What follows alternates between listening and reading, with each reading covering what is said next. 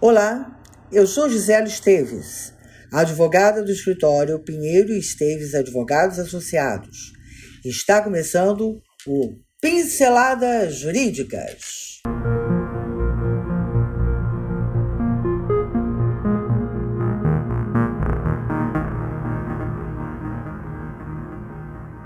Hoje vamos falar sobre o superendividamento do idoso.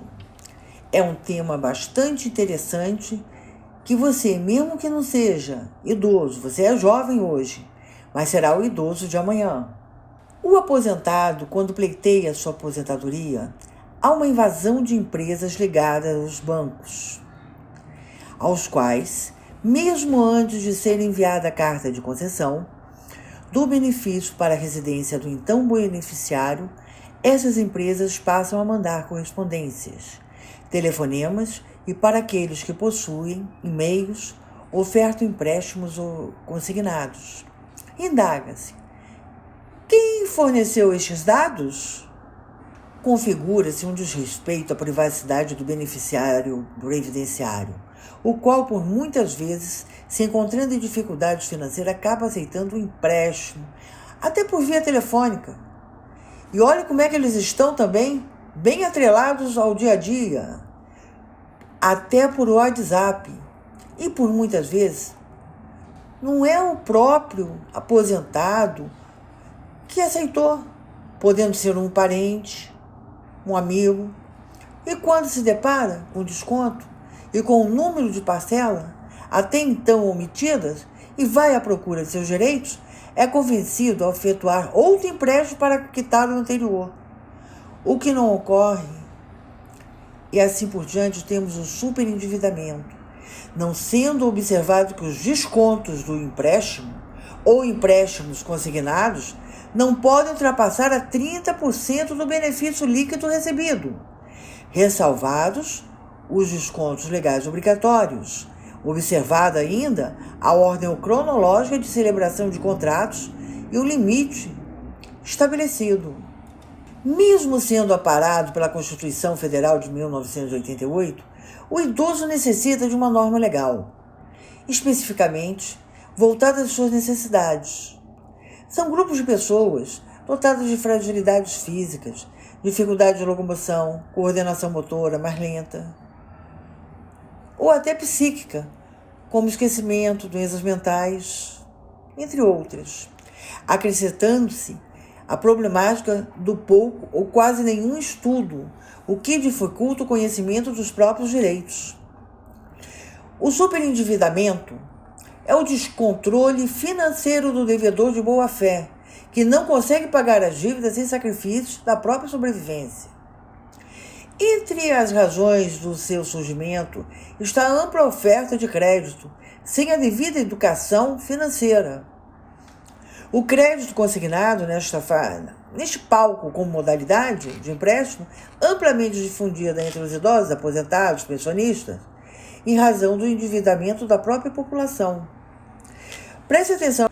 Já repararam como é que vem várias propagandas, sugestões para a gente pegar um consignado, pegar um empréstimo para pagar as despesas que gastamos no Natal? Ainda coloca IPTU, IPVA, material escolar, entre outros, né? O consumidor idoso vai se tornando super endividado.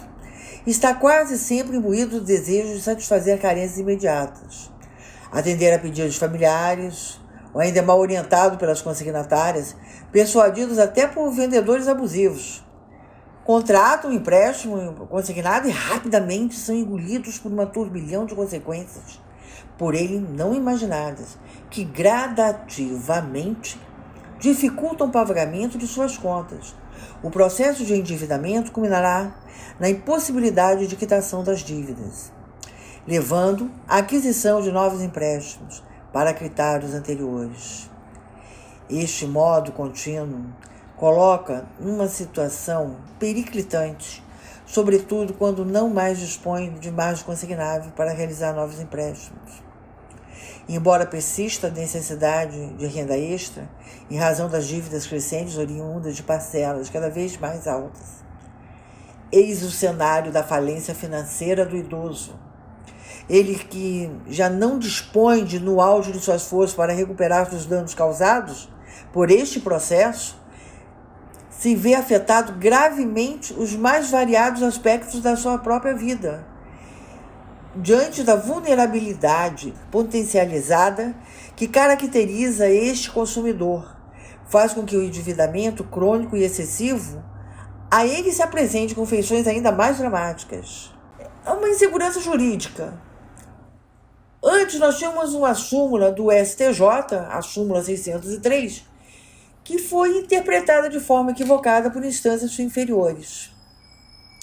Por entender que a redação não era adequada e gerava interpretações equivocadas por tribunais inferiores, a segunda sessão do STJ cancelou por unanimidade a súmula 603, em decorrência de um desembargador convocado no TRF, da 5ª Região, o qual afirmou que, de acordo com a jurisprudência, é ilegal a apropriação pelo banco de valores referentes a salários ou outra verba alimentar depositados em conta corrente, devendo a instituição bancária cobrar possíveis débitos na justiça.